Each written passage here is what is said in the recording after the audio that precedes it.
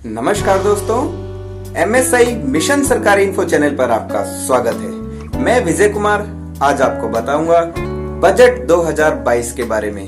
Budget 2022 1 फरवरी 2022 को वित्त मंत्री निर्मला सीतारमण के द्वारा पेश किया गया। यह जो बजट है इस बार का पूरा पेपरलेस बजट था, जो कि 2021 से ही शुरू किया गया था, लेकिन अभी ये यूनियन बजट मोबाइल ऐप पर भी उपलब्ध है। इसके अलावा आज हम डिस्कस करेंगे कि बजट के बारे में, कि बजट जो हमारा बजट आया है, बजट 2022 से किसको कितना क्या फायदा हुआ, किस सेक्टर को क्या मिला। बात करेंगे कि बजट में नया क्या है, कौन कौन सी ऐसी योजनाएं हैं जिसमें सरकार कितना पैसा लगाने वाली है, बजट का कितना % जाएगा, साथ ही कहां से पैसा आ रहा है, कहां पैसा जा रहा है। सरकार का पूरा विश्लेषण बजट का समझने के लिए देखते रहिए MSI सरकारी वीडियो को अंत तक अवश्य देखें। अगर आप चैनल पर नए हैं तो चैनल को लाइक व सब्सक्राइब करें। जब बजट बनाने की प्रक्रिया पूरी हो जाती है तो उसके बाद में एक हलवा सेरेमनी होती है, जो बजट पेश करने से पहले किया जाता है। इस बार के बजट में हलवा सेरेमनी नहीं थी। जानते हैं बजट में अमृतकाल के 3 लक्ष्य हैं। अमृतकाल 2075 वर्ष कंप्लीट होने के से लेकर के 100 वर्ष तक के बीच का समय अमृतकाल का समय है। इसमें 3 लक्ष्यों को निर्धारित किया गया है। पहला, विकास एवं समग्र समावेशी कल्याण पर ध्यान का केंद्रण करना। दूसरा, प्रौद्योगिक जनित विकास, ऊर्जा संक्रांति, जलवायु पर कार्य को प्रोत्साहन देना। और तीसरा है निजी निवेश से शुरू करके सार्वजनिक पूंजी निवेश तक चलाने वाला चक्र। प्रधानमंत्री नरेंद्र मोदी जी ने विकास के लिए 4 प्राथमिकताओं पर बल दिया है। पहला, PM गतिशक्ति, दूसरा समावेशी विकास, तीसरा उत्पादकता में वृद्धि, तीसरा निवेश, चौथा निवेश का वित्त पोषण कैसे होगा। PM की गतिशक्ति के 7 इंजन हैं: सड़क, रेल, एयरपोर्ट, पोर्ट्स, सार्वजनिक परिवहन, जलमार्ग और लॉजिस्टिक की संरचना को संचालित करना। विकास को गतिशक्ति देने के लिए अगले साल 25,000 किलोमीटर तक राष्ट्रीय राजमार्गों का काम पूरा करना है। एक्सपोर्ट को बढ़ावा देने के लिए 4 मल्टी मॉडल लॉजिस्टिक पार्क भी अगले साल तक बनाए जाएंगे। किसी सामान को एक जगह से दूसरी जगह ले जाने के लिए पोस्टल सर्विस यानी पोस्ट ऑफिस और रेलवे का बहुत बड़ा योगदान होगा। इन दोनों को एकजुट किया गया है।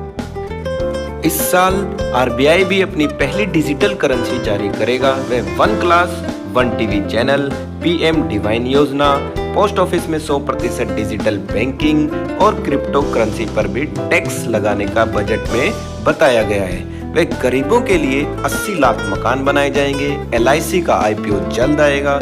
खेती में किसान करेगा ड्रोन का प्रयोग। MSP के लिए 2.75 लाख करोड़ रुपए सीधा उनके बैंक के खाते में। इलेक्ट्रिक व्हीकल्स की बैटरी को चार्ज करने के लिए चार्जिंग स्टेशन पर बैटरी बदलने की फैसिलिटी पर विचार किया जाएगा। जानते हैं टैक्स में क्या मिला इस बजट में। इस बार इनकम टैक्स में तो कोई भी बदलाव नहीं किया गया है। वह क्रिप्टो करेंसी आजकल बहुत चर्चा में है, जिसपे 30% टैक्स लगाया गया है। वह इसके ऊपर ट्रांसफर करने पर 1% टैक्स भी देना पड़ेगा। और इनकम टैक्स रिटर्न अगर आपको भरना है तो 2 साल के भीतर आप इसमें कोई भी बदलाव कर सकते हैं। तथा कारपोरेट टैक्स में को भी 18% से घटाकर 15% किया गया है। आइए जानते हैं रेलवे को इस बजट से कितनी गति मिली।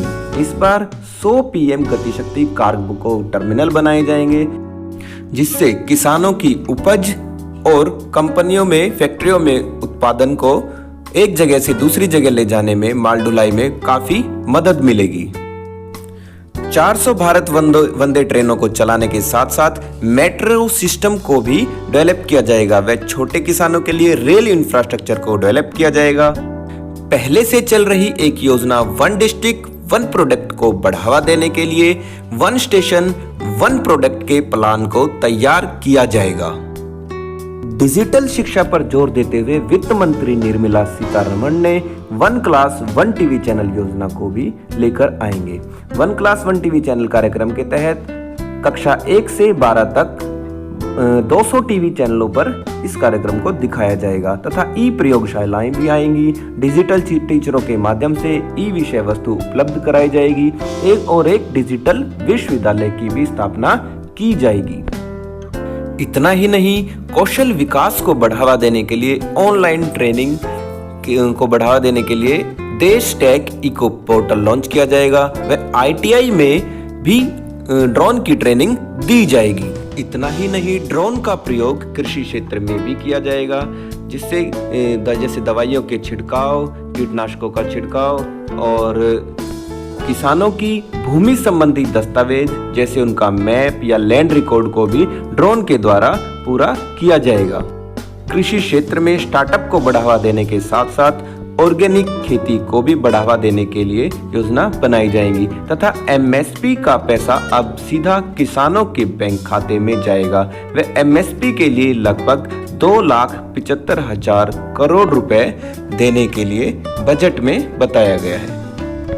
इतना ही नहीं, किसानों की इनकम को डबल करने के लिए सरकार क्रेडिट गारंटी व अन्य योजनाओं को लाने का विचार करेगी तथा तिलहन का घरेलू उत्पादन भी बढ़ाया जाएगा।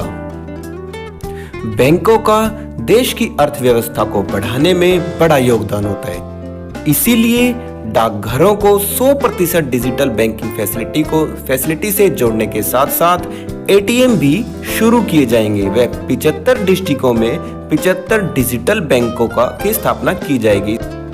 इस बजट में जलवायु व पर्यावरण पर भी विशेष ध्यान दिया गया है, जिसके लिए सोवर्जन गोल्ड बॉन्ड, ग्रीन बॉन्ड लाया जाएगा व ग्रीन इंफ्रास्ट्रक्चर को डेवलप किया जाएगा व इलेक्ट्रिक व्हीकल को भी बढ़ावा मिलेगा, जिससे बढ़ते हुए पोल्यूशन की समस्या को कम किया जा सकेगा। रक्षा क्षेत्र में आत्मनिर्भरता को बढ़ाने के लिए व निर्यात को कम करने के लिए बजट को 58% से बढ़ाकर 68% तक किया गया है तथा रक्षा बजट का 25% खर्चा होगा रिसर्च, स्टार्टअप और शिक्षा के लिए। बजट को लेकर के सबसे ज्यादा नजर रहती है आम लोगों की कि आम लोगों के लिए बजट में क्या मिला।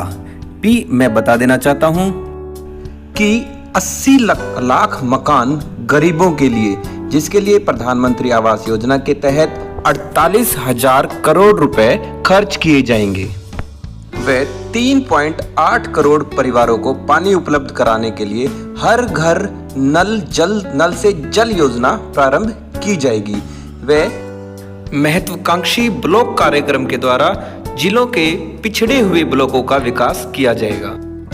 नारी शक्ति एवं बच्चों के विकास के लिए 3 योजनाएं मिशन शक्ति, मिशन वात्सल्य और सक्षम आंगनवाड़ी तथा पोषण 2.0 को फिर से प्रारंभ किया जाएगा। इसके तहत 2 लाख आंगनवाड़ियों को नई पीढ़ी की सक्षम आंगनवाड़ियों में परिवर्तित किया जाएगा। बजट 2022-23 में किस योजना को कितना पैसा मिलेगा?